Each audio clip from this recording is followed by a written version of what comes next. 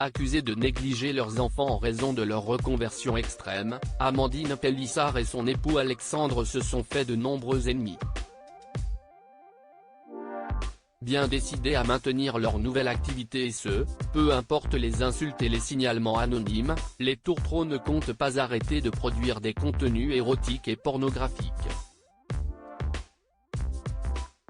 Néanmoins, ils ont tenu à régler un léger problème qui faisait beaucoup parler sur les réseaux sociaux.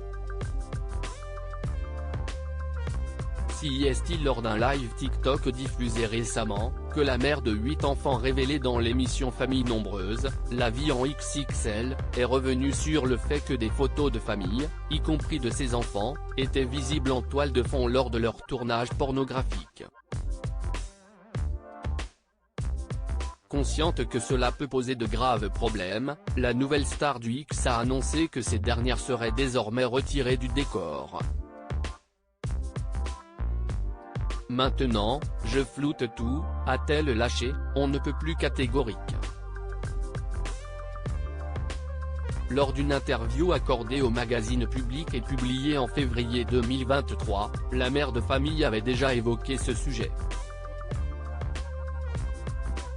Quant aux photos de famille, je reconnais que c'était limite.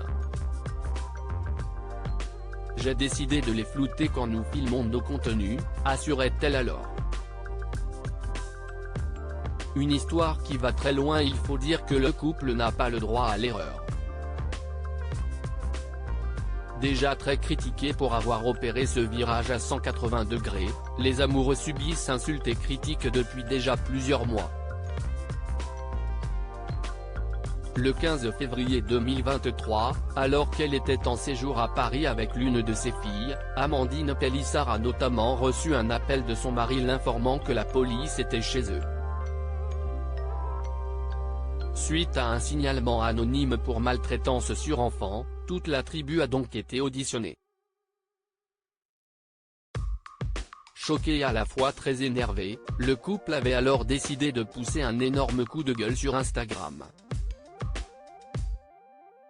Des courriers anonymes ont été envoyés au procureur disant que suite à notre reconversion, soit disant qu'on enferme nos enfants à clé dans leur chambre la nuit.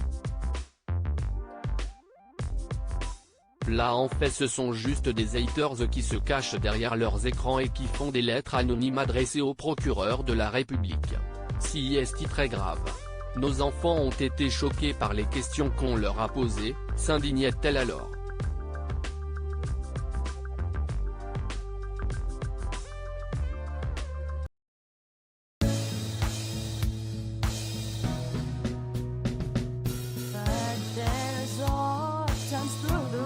Times